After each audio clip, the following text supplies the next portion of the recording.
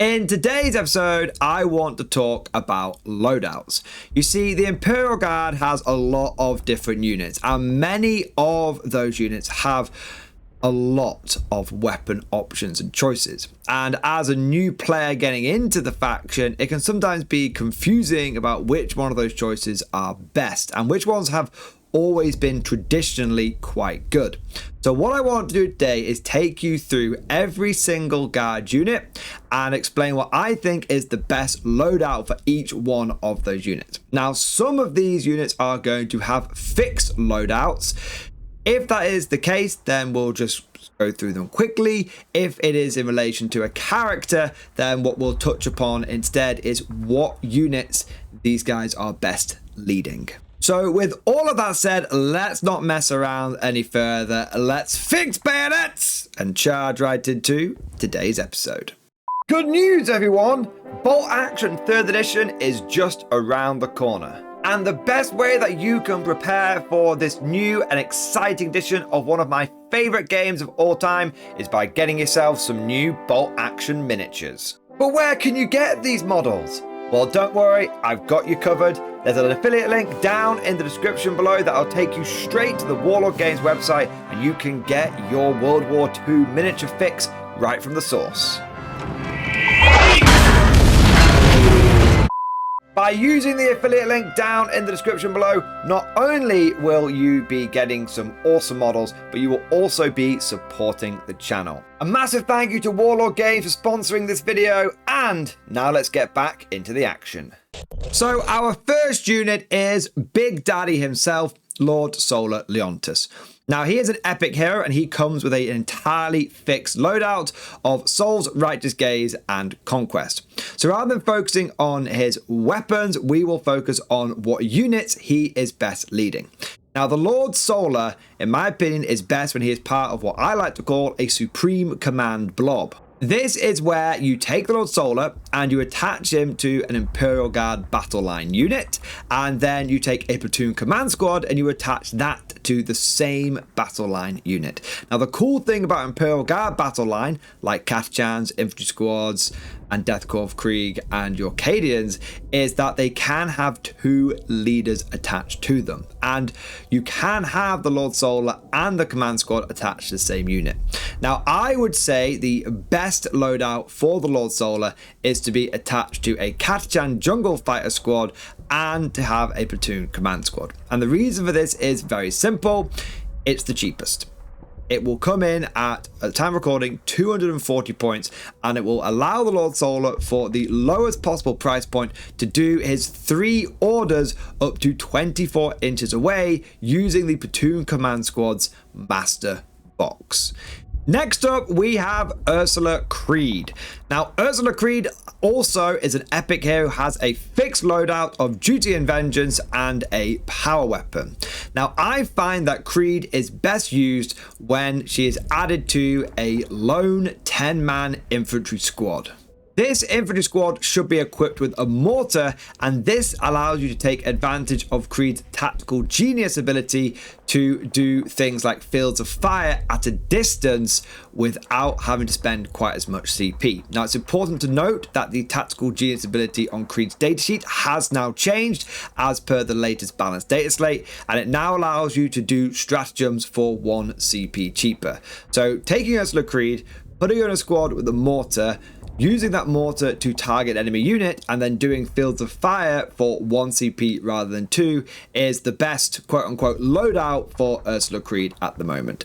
Some people do like to run a lone wolf. I think that's a little bit risky, especially with the advent of indirect fire, even a little bit of which can take her out without much problem. We then get to the Cadian Castellan. This is not an epic hero and so does have a variable loadout. You want to give the Cadian Castellan a plasma pistol and a power fist. These are the 2 most powerful weapons he has access to. The plasma pistol might actually do some meaningful damage, and bear in mind you can overcharge it. Even if you do and you fail the hazards check, the Cadian Castellan will not die, as he does have 4 wounds, not 3. I find that Cadian Castellans do tend to be frontline officers. They're leading blobs that are pushing forward. You're taking advantage of their get back in the fight. You're trying to leverage their sustained hits as much as possible. So having a plasma pistol, which can get you a bit more damage, is great. And if you do find yourself getting into fisticuffs, having a power fist in there can help tip the fight in your favor, or at the very least allow you to take a couple of enemies down before either your unit gets wiped out or you're going to be falling back and shooting them. Next, we have the Tank Commander. He is best when equipped with a Demolisher Cannon, 2 Plasma Cannons, a Las Cannon, a Hunter Killer Missile, and a Heavy Stubber. The reason I like the Demolisher Cannon, even though it is very short range, is because it actually has some punch behind it. One of the problems that the Tank Commander has is it's difficult for him to get orders, and at the time of recording, he doesn't have the squadron keyword, so he doesn't benefit from the new Born Soldiers and all of the lethal hits. So you just need to give him a gun which doesn't need any of that stuff to still lay the smackdown. And honestly, the Demolisher Cannon is the best option for it. As for the Las Cannon and Plasma Cannons, I like these weapons because they've actually got some range on them. And you will find that sometimes your Tank Commander's Demolisher Cannon is not in range with only 24 inches, but by having a Las Cannon and Plasma Cannons, he can still contribute to those longer range firefights as well. The Platoon Command Squad has a lot of weapon options, and this can make it kind of tricky for new players to know what to go for. For me, the loadout depends on one of two things. Are you going to be using this Platoon Command Squad to support a Lord Solar in the aforementioned Supreme Command Blob? Or are you going to be using this Platoon Command Squad to lead a platoon of infantry forward, taking the fight to the enemy and going out into no man's land? If you are part of a Supreme Command Blob, you want your Platoon Command Squad to have a Master Vox, a Medic, and a Mortar. The Medic will make you a little bit more durable, and if the enemy's got some indirect fire out there, that could make all the difference in keeping your command blob alive. And the Master Vox is essential for allowing the Lord Solar to do his orders at a much longer range.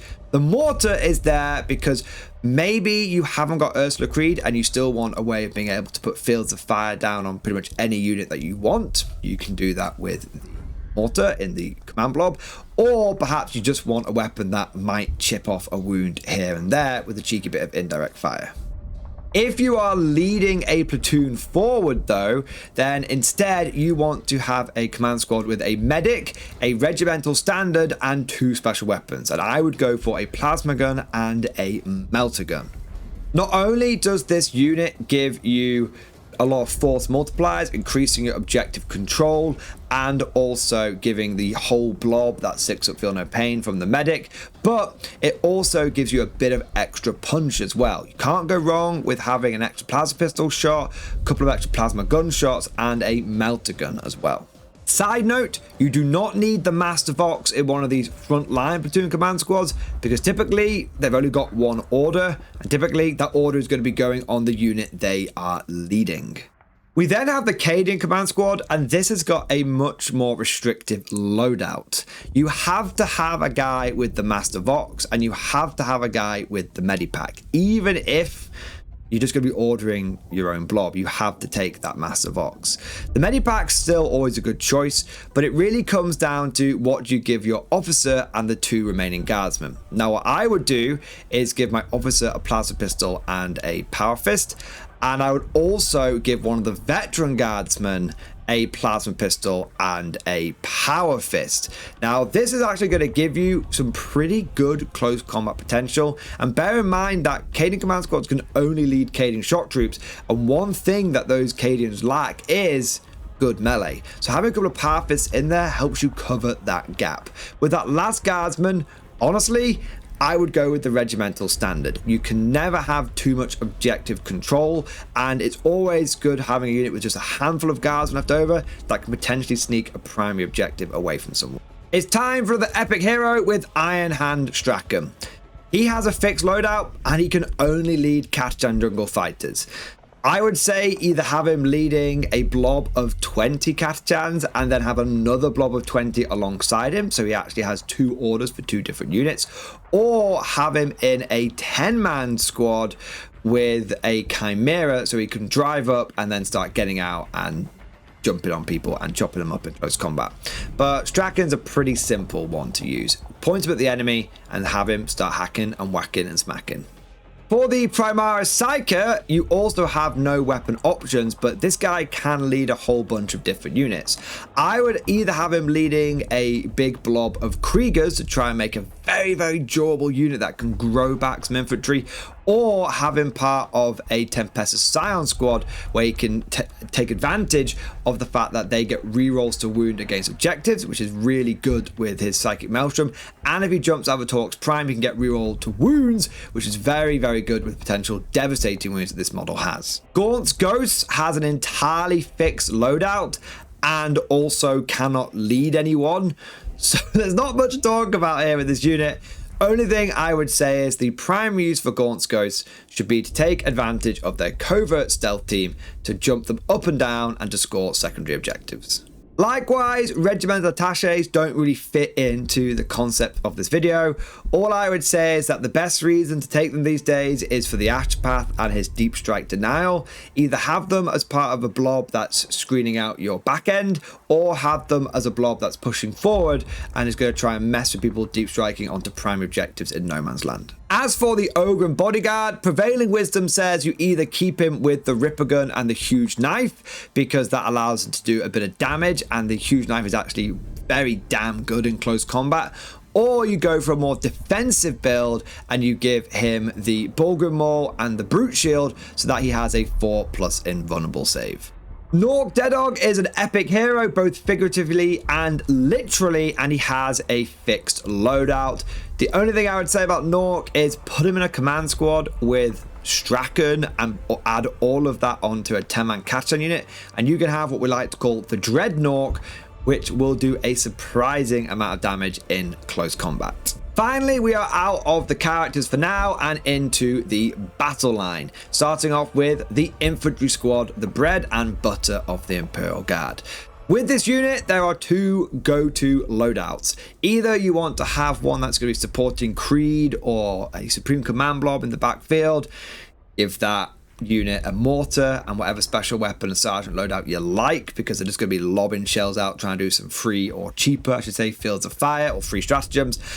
And if you're going to have a frontline infantry squad, always go for the las cannon and always go for the plasma gun, because these are punchy long-range weapons. As for the Cadian shock troops, I would nearly always take these in a 20-man blob. I would give the sergeants the auto guns, because the chainsaws really aren't going to help you out in combat. And then I would go for double plasma gun and double melter gun. For the Death Corps of Krieg, I would also pretty much always take these in a 20-man blob. I would take the Sergeant with Plasma Pistol and Power Swords, because they're the best weapons you can get on them. And then I would go for Melter Guns and Grenade Launchers as the special weapons. And then I would not take the Voxcaster guys, and instead I would take Plasma Guns on them as well. And don't forget to have your Death Corps Medipack so you can bring guys back. In total, you want your Death Corps Krieg squad to have 2 plasma guns, 2 melter guns, 2 grenade launchers, a sergeant with plasma pistol and power sword, and 1 guy with the medipack. Catachan jungle fighters don't really have much in the way of weapon options. Just give them whatever you can take. So if you take a 10-man squad, make sure you've got 1 Voxcaster and 2 Flamers. And if you've got a 20-man squad, make sure you've got 4 Flamers and 2 Voxcasters. The Voxcasters probably rarely come up, to be honest. The Flamers and the Scout move are the big deals here. Now, if you're going to take a 10-man Catachan squad, I'd put them in a Chimera and make sort of a pseudo Hellhound that can scout forward. If you're taking them in a 20-man blob, they're probably going to be forming some sort of first infantry wave forward, trying to get onto those objectives and maybe do some cheeky overwatch with those 4 flamers. But either way, you want to be maxing out the limited available options that you have. Sly Marbo, the one-man army, is an epic hero. He has a fixed loadout. Unfortunately, he's not really got much going for him in the guard. His abilities are okay, but honestly, I would just use this guy as a cheap infiltrating unit to try and get some early objectives and take advantage of the fact that he's also lone operative as well. Kasrkin are one of our elite infantry choices. And I tend to find my go-to loadout with these guys is the Kasrkin, the classic Kasrkin loadout of double plasma gun and double melter gun. And the sergeant has a plasma pistol and a power sword.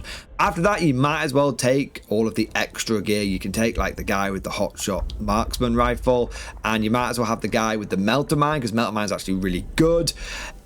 It's up to you whether you go for the Voxcaster. There's no real disadvantage in doing so, because unlike Tempestus Scions, which we'll look at later, you don't have to take a hotshot las pistol, so you might as well chuck it in there.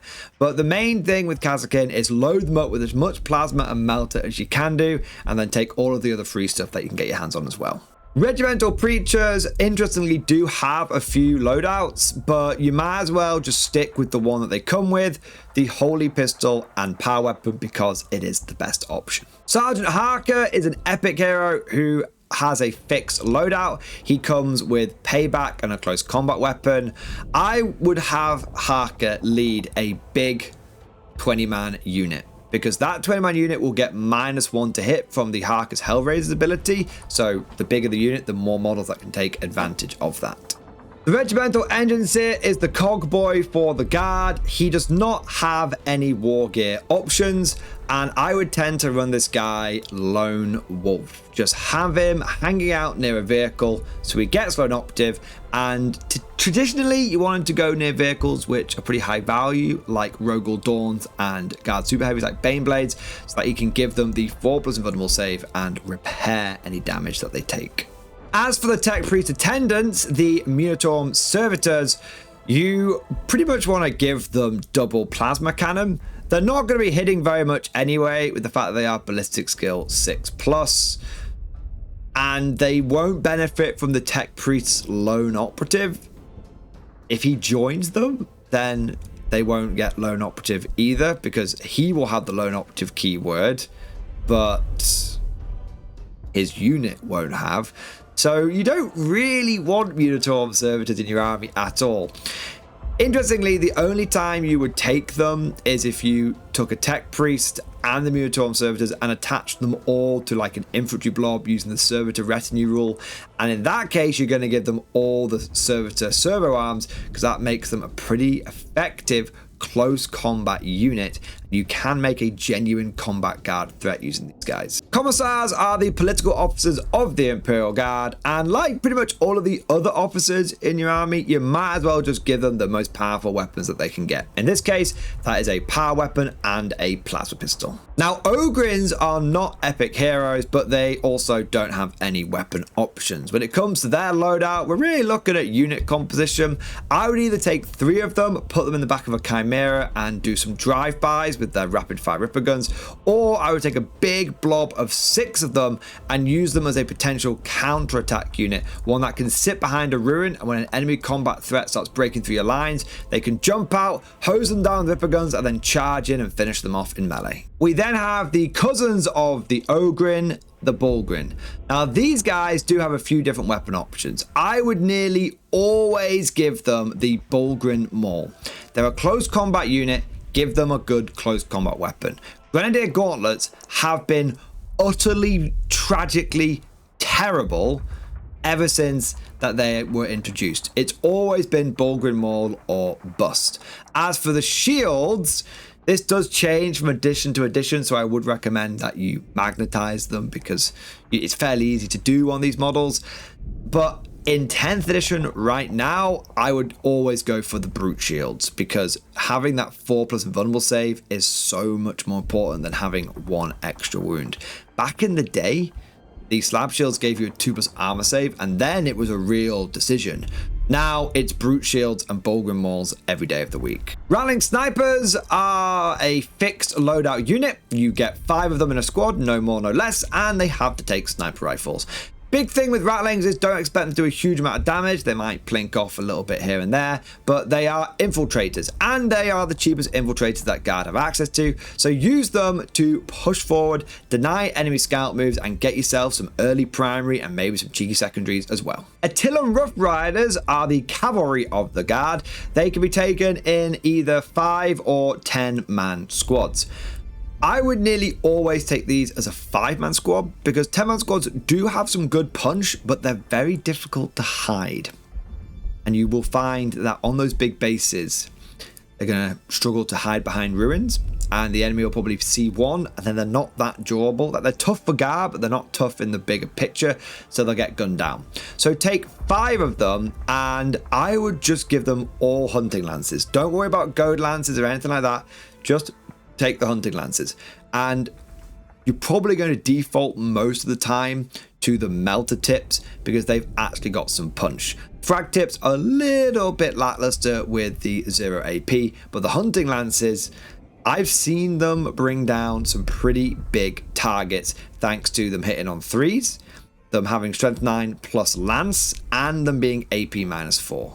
Next up, we have got both varieties of Sentinels, Scout and Armored, and I would always give my Sentinels, no matter what kind they are, a las cannon, a chainsaw, and a hunter killer missile. I have tried using autocannons, but you really need to lean into that. And plasma cannons are okay, like they're not bad, but I've just been using a lot of las cannons and I've been finding it really, really punchy and really effective with both of these walkers. Then we have the first proper tank of the guard, the Hellhound. Traditionally, and my personal favorite loadout, I like to go all the Bernie all the way. Inferno cannon up top and heavy flamer in the hole. But if I was being honest, I think that the slightly more effective and efficient loadout would be Inferno cannon at the top and multi-melter in the hole. Sure, that multi-melter is probably only going to be hitting on 4s, but it actually does have some punch, adds a little bit of extra anti-tank into your army, and with the new squadron and born soldiers rules, if you get a 6, you might make up for that slightly lackluster strength 9 on the anti-tank of the multi-melter. But speaking of tanks, oh baby, let's take a look at the Big Daddy Rogal Dawn battle tank. For the Rogal Dawn, I would always go for the Oppressor Cannon with the attached autocannon. The Strength 12 cannot be overstated. It's very, very good. Also, it's inbuilt AP -2, so it's less reliant on things like Fields of Fire or other ways of getting extra AP or ignoring cover. As for the additional weapons, I would go for the Pulverizer Cannon in the front, and then on the sides, it's kind of dealer's choice. I like the multi-melters, but I have been finding them out of range sometimes, but I'm still leaning towards multi-melters. As for the stubber or melter gun debate, I like stubbers. I rarely find my melter guns are actually in range. So for me, the go-to Rogal Dawn battle tank loadout will be Oppressor Cannon, Autocannon, Triple Stubber, Pulverizer Cannon, and multi-melters. Heavy weapon squads are infantry mounted support teams, and I would always give them mortars. Always mortars all the way. They're too fragile for any of the direct fire options to really be viable. So give them mortars, sit at the back, and have them do some light supporting indirect fire. Likewise, with field ordnance batteries, these guys are still too fragile to really get into a stand-up firefight. As a result, I'm not a fan of the heavy las cannon or the Mileage rocket launcher. Bombast field guns every day of the week. Now we get to the Leman Russes. There are many different kinds of Leman Russ, and they are the mainstay of any Imperial Guard armored tank thrust. But honestly, I would give them all the same supporting weapons. Doesn't matter what turret they've got, I would always give them a las cannon on the front, plasma cannons on the sides, and a stubber and a hunter killer missile to finish off. A lot of people prefer multi-melters, and I get it. Multi-melter sponsons are pretty decent, but I have found them to be out of range, and especially with a lot of the tanks having long range cannons, I've just found that plasma cannons are the way to go. So if the Rogal Dawn had plasma cannon options, by the way, I would say take plasma cannons Rogal Dawn, but it doesn't unfortunately. So for every Leman Russ variety that you can think of, always go for a las cannon on the front and plasma cannons on the sides. Then we've got our vehicle-based artillery like the Basilisk and the Manticore and the Wyvern and the Death Strike. Sometimes I forget that Death Strike exists. All of these have the same weapon options. You've got the main gun they come with, whether it's the Manticore Rockets or the Earthshake Cannon, and then you can either have a heavy bolter or a heavy flame in the front, and you can take a Hunter Killer Missile. You might as well always take the Hunter Killer Missile because it's free, but honestly, neither it or the whole mounted weapon is going to make a big difference because these weapons are going to be sitting out of line of sight, just firing away with their main cannons. If you had to twist my arm, I would say on these units, on the Basilisk and the Wyvern and the Manticore, I would actually consider going for the Heavy Flamer. Because if something nasty deep strikes down like 3 inches away from you, behind you, it might be nice to be able to hose them down with a Flamer. For the Death Strike though, I would give it the Heavy Bolter because once it's fired its Death Strike missile, it might as well have something long range that it can support with. Likewise with the Hydra, this thing has a direct fire weapon with its Hydra autocannons. As a result, I would give it the Heavy Bolter to complement that. And of course, take the Hunter Killer Missile because it's free. Out of the artillery park and into the dedicated transport pool, we have got the Chimera. The Chimera can be loaded out in a number of very effective ways. My two favorites are double Heavy Bolter, one on the turret, one on the hull, or double Heavy Flamer. I like the double Heavy Bolter. I feel it's a little bit more take all comers. It's a bit more, you don't know what you're going to go into, so having a few extra guns is never a bad thing, and it gives you good range. But double Heavy Flamer can allow you to run this as a pseudo Hellhound, and if you have double Heavy Flamer and then you have a Catachan unit with 2 Flamers in the back, that is a lot of burny. Both of those options are totally valid and viable. It's going to come down to your playstyle and your game plan which one you go for. But I would say the double Heavy Bolter is the take all comers one. As for the accoutrement, the extra bits you can take, always go for the Heavy Stubber because it's the cool option and better option, and take the Hunter Killer Missile because it's free. Little side note, I know I've been saying that Hunter Killer Missiles are free, and I realize that this may be confusing people because surely all weapons are free now. Yes, true. What I mean is it's free because it doesn't replace another weapon. It's not a decision. It's just an extra freebie that you chuck onto the tank so you don't have to think about it. After the Chimera, we have the Taurox. The Taurox has to take twin autocannon. The Taurox can take a Stormbolter. You might as well. Like we just said with Hunter Killers, it's free. Unlike with a lot of other vehicles that have to choose between Stormbolter and Heavy Stubber, the Taurox only gets a Stormbolter as an option, so slap it on there.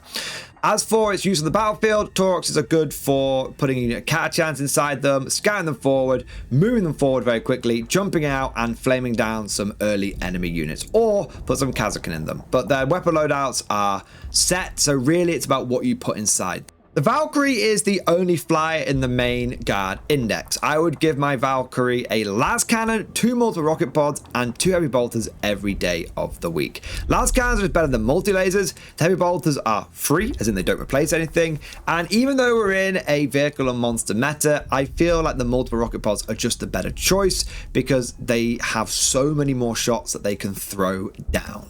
The Aegis defense line, I mean, it's here, but it doesn't have a loadout or anything like that. The Aegis defense line, it's not a unit you're going to take seriously. But if you would put one in your army, use it to try and screw over enemy assault units, because technically the enemy has to destroy the Aegis defense line before they can get to the unit that's hiding behind it, which can really screw up armies like World Eaters. Now we get to the big boys, the Bane Blades, the Bane Hammers, the super heavies of the guard. And like with the Lehman Russes, really there's only one viable loadout here. Take all of the twin heavy bolter and las cannon sponsons that you can get. Don't bother with the twin heavy flamers. Twin heavy flamers were in previous editions a really viable option because they had double the shots, because it wasn't twin linked, it was just 2 heavy flamers, and you could use Overwatch on your super heavies. So being able to like throw down 8d6 heavy flamer shots from a super heavy was really effective. Unfortunately, now it's only 4d6, and unfortunately you can't use Overwatch on these bad boys. So with that in mind, go for all the heavy bolt sponsons all the way on your big lads. After our big boys, we have got the Special Forces of the Guard, the Tempestus Scions. First up, we have the Scion Command Squad. You want to give your Scion Commander a plasma pistol, and then you want to have him attended by a guy with a flag and a medibag. Yes, you can have a flag and a medibag on one model. Rules are written, it does work. A lot of people don't like it, but it does work. This gives you 3 guys left over, and you want to give them a melter gun, a plasma gun, and honestly, probably go for a grenade launcher.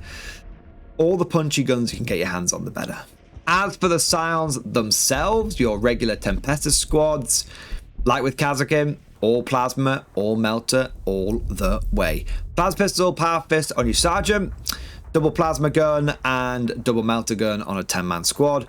I would not bother with the Voxcaster. All it does is mean you miss out on a few shots from your guys because you have to take a lad's pistol with your Voxcaster in the Scion squad.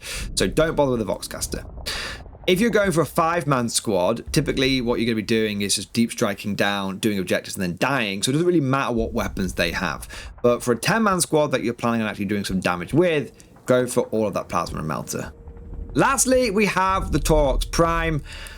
There are 2 loadouts you can go for here. Go for the missile launcher and the autocannon if you want to have some supplementary anti-tank, but let me be clear here, it's not proper anti-tank, and don't expect your Taurox Prime to be bringing down knights. The fact that you're strength 9 at best really does limit your anti-tank capability. So take these guys, but you're still going to need other anti-tank in your army if you go for the missile launcher and the autocannon. My preferred loadout actually is the Dakar Prime, where you go for Gatling guns and Taurox hotshot volley guns. And this is because I find that the Tauroxes deal with any hordes, and the Scions that jump out of them deal with the big gnarly stuff with their plasma and melter, and they can do that quite effectively because they're typically going to have full rerolls from the fire support of the Taurox Prime, and they're going to have rerolls from their Stormtrooper ability, and they're going to have lots of melter and plasma, and you can also chuck grenades at the enemy as well. And that, my little conscripts, is the loadout for every Imperial Guard unit, and a little summary on what tactics I would use with those loadouts. But of course, all of this is just like my opinion, man. Let me know what you think down in the comment section below. Are there any units or loadouts that you disagree with me on? Do you think that maybe you're better off taking some of the weapons in there? Let me know what your favorite loadouts are on your favorite units. If you enjoyed today's video, don't forget to smash that like button and also subscribe to never miss an episode.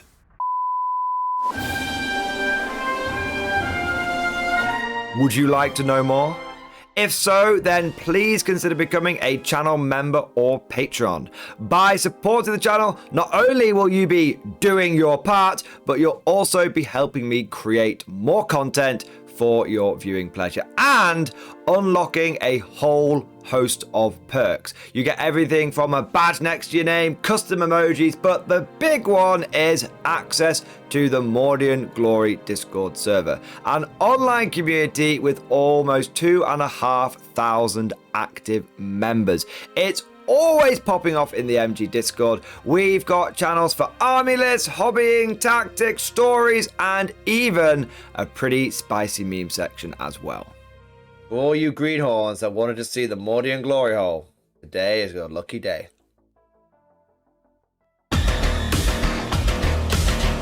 And joking aside, I do want to say a massive thank you to all of the current channel members and patrons. You guys are amazing, truly the lifeblood of the channel. I could not do Mordian Glory full time without the incredible and generous support of my members, so thank you guys so much. And last but certainly not least, I want to say a personal thank you to all of my top tier Patreons. These are the War Masters, the people who have truly gone above and beyond the call of duty. So a heartfelt thank you to Alex Dengal, Bon Vert, Lord Pryor, Mark Panconi, RJ Scorpion, Swordfish Trombone, Try Again Bragg, John Stubbs, Nick Walsh, Diesel Fox, and August Barney. Seriously, guys, thank you from the bottom of my heart. Your support is incredible, and it makes a huge difference. Thank you so much. That's all for now. Hope you've all enjoyed today's video, and of course, as always, see you guys next time.